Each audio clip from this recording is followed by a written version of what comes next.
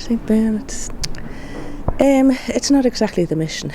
It's been the most wonderful thing that ever happened. It's been a great privilege and really, really special. 30 years ago, on the 23rd of January, I came to St. Bernard's.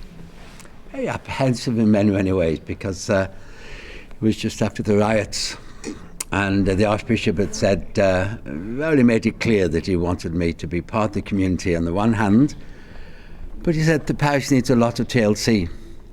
So that was my job, to show a lot of love to our community. But what I quickly found out, that I was the one who received the love, well and truly, and people were so kind and beautiful and welcoming, and it was really special.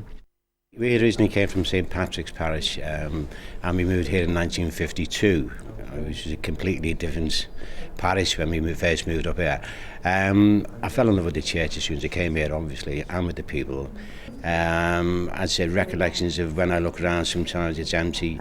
I used to stand on the top door. We had entrances coming in from the back old street. We had men on every door coming in, making sure on the way out you put your money up the second collection. Oh, yeah. That was probably the psychology of the priests at the time, like, you know. My very first experience of St. Bernard's was one Sunday in 1993 when I'd looked in the Catholic directory for a 10:30 Mass en route to somewhere at a particular time that day, and I chose St. Bernard's. So I arrived about 10:25. I walked through the door and there was Father Peter talking to somebody. And when I came in, he turned and looked at me and introduced himself and asked me my name and made me feel very, very welcome. And then I sat through this wonderful celebration of Mass that day and was most impressed by the wonderful quality of the homily and the wonderful welcome from all the parishioners, that I decided to come back the following week. And I walked through the door again at 10:25, and I was greeted with the words, "Hello, Francis, how are you?"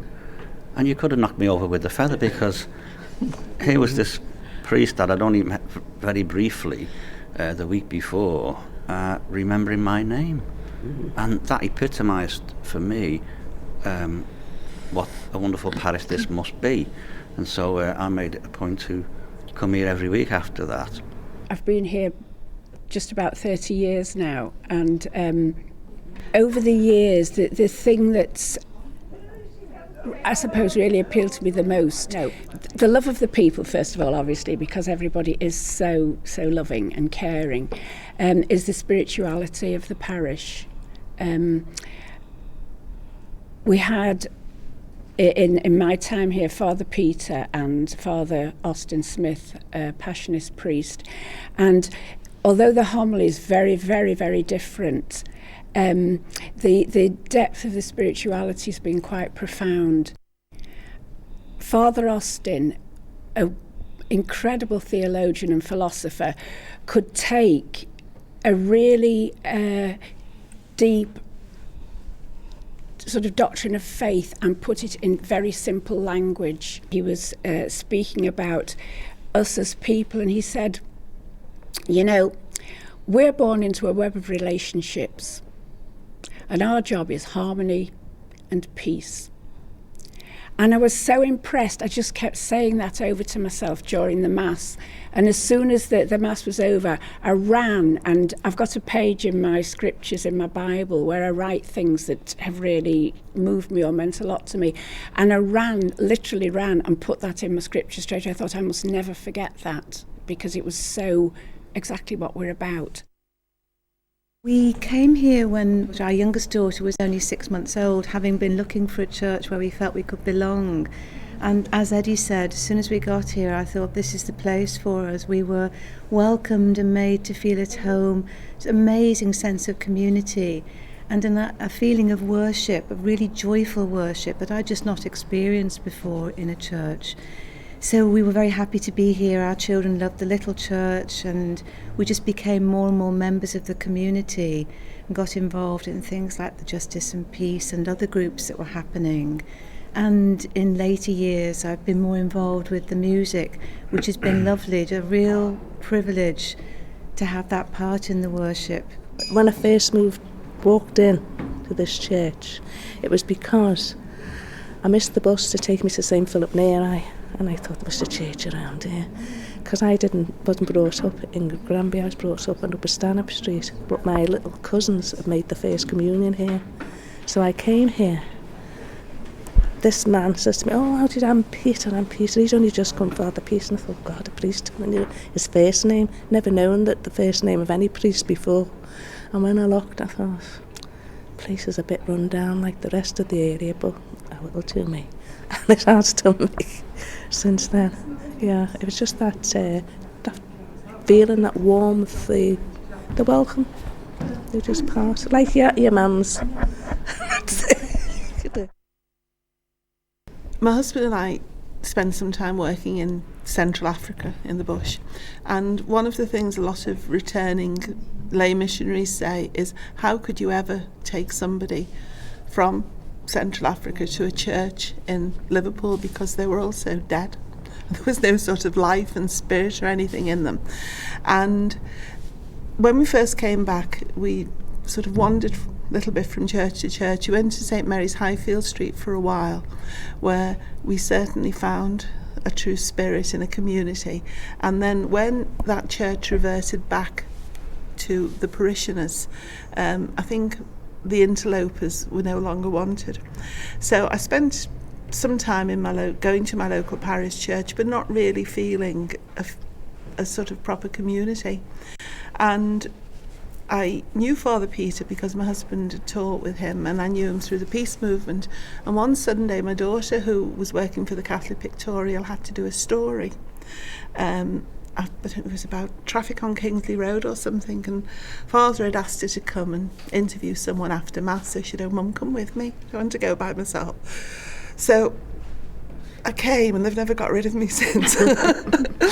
For me, it's very much that sense of belonging, being accepted, being welcomed. I actually first came here in the early 1970s when Father Joe was here.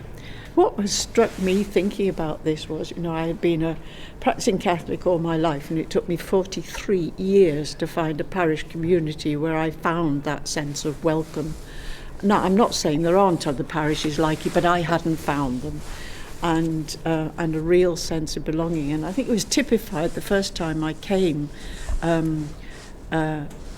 Peter met me and asked me to read. It was the first time I'd stepped in the door.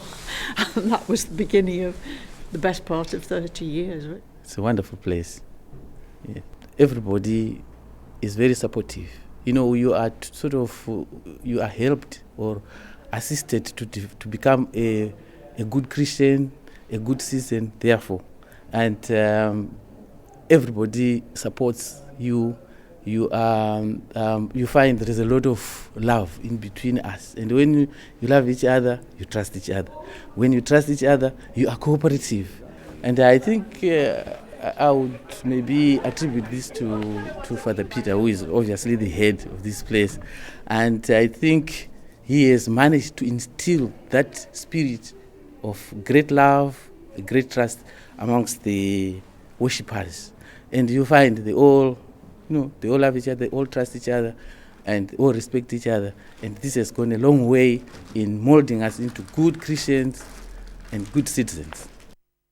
Everyone comes up to you and is really welcoming.